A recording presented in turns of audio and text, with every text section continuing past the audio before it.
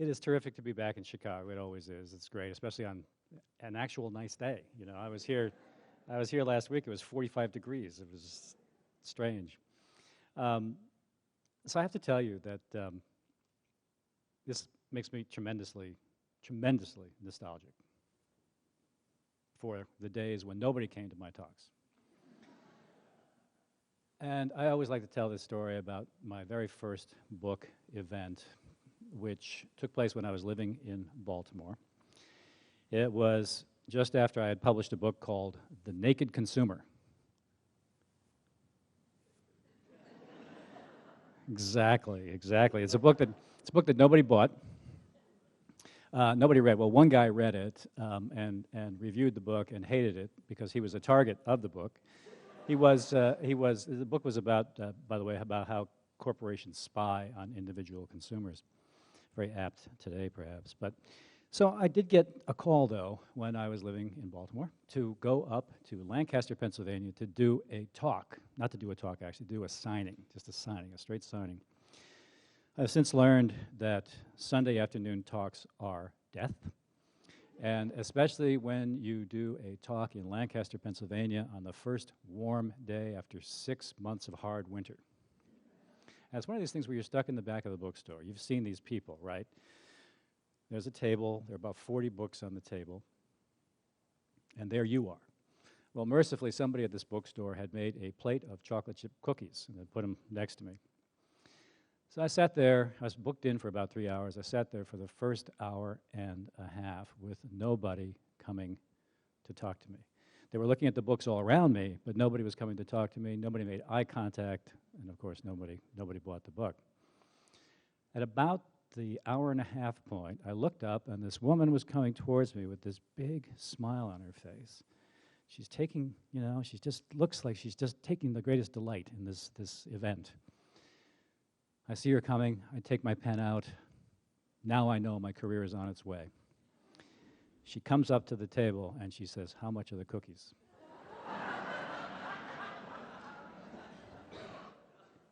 So the writing life is not what you would imagine it to be.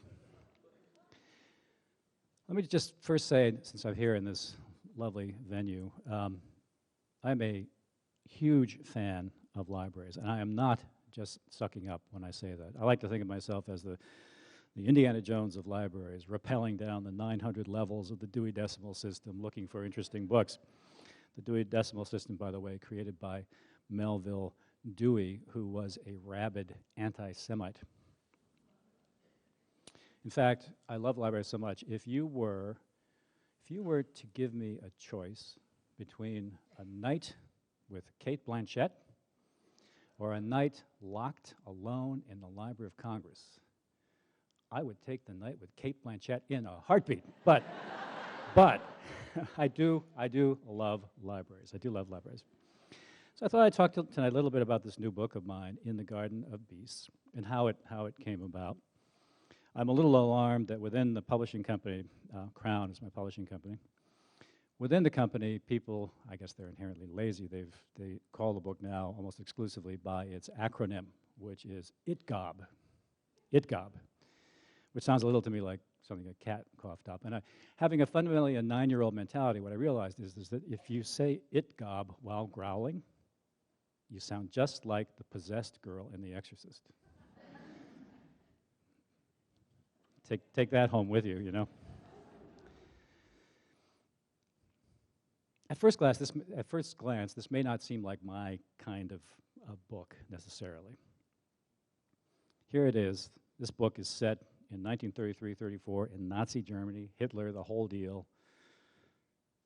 But here's the thing, this is exactly my kind of thing, because it is about a period that people think they know an awful lot about, but I would argue really don't. I certainly did not. There is a tendency, I think, to view the period 1933 to 1945 as one block of homogeneous horror, war, Holocaust, and so forth, when in fact there were distinct phases.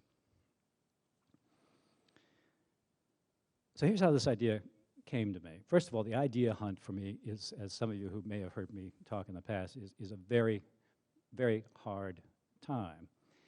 My publicist and friend refers to it as the dark country of no ideas. And when I'm in that dark country of no ideas, I get very moody. I get sort of annoyed with myself because I want to be productive. And I don't ever feel productive when I'm just sort of sitting around sucking my thumb thinking about what idea I'm going to do next. So I was in this dark country of no ideas back about 5 or 6 years ago, wondering what I was going to do next, when I just thought, you know, I'm going to go to the bookstore, browse the history section, just kind of get a sense for myself of what books look interesting, what resonates with me, what covers turn me off, what covers turn me on, and so forth, just to sort of start my mind thinking about stuff. I saw a book, Face Out, that had always been on my must-read list, but I had never read it because it was just too intimidating a prospect. 1,200 pages, teeny type, no photographs. Some of you are thinking it's the Bible, but in fact, it was William Shearer's Rise and Fall of the Third Reich. Terrific book. I bought it, brought it home, started reading it. It was like a thriller. I mean, I fell in love with this book. It was great, if you can, in fact, be said to fall in love with a book about the Third Reich. But it really was a terrific book.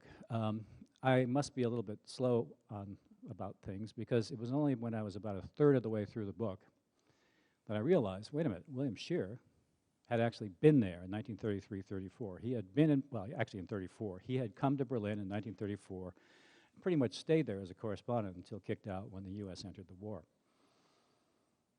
And suddenly I started to think, wow, what would that have been like? He met these people face to face. He met Hitler. He met Goering, Goebbels, Himmler, Heydrich, all these people we know today to be monsters.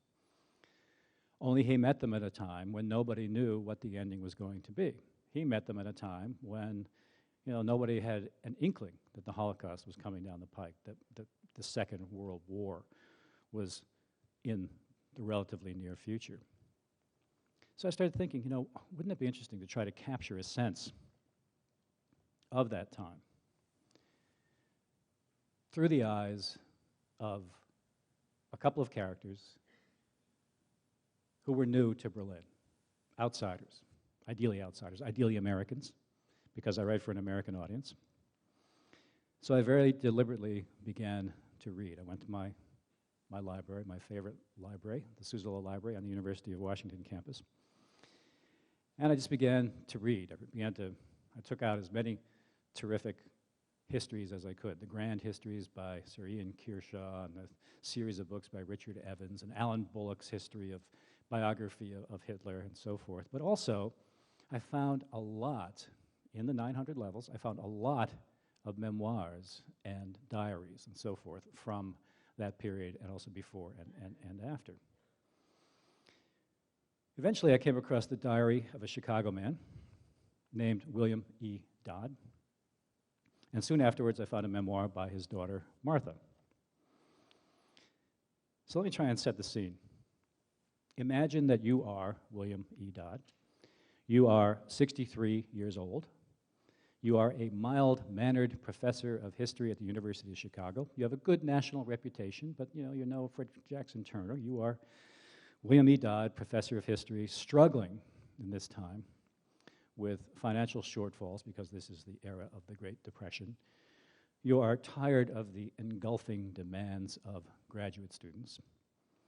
And all you really want to do is finish a book you've been working on. It's actually a multi-volume series of books about the Old South, which in fact, kind of ironically, you have titled The Rise and Fall of the Old South. Suddenly, one very hot day in June, you are sitting at your desk. This is in 1933. You are sitting at your desk. At noon precisely, the phone rings. The guy at the other end of the line is Franklin Delano Roosevelt, the new president of the United States. And one little note, he was president at that point since his inauguration in March.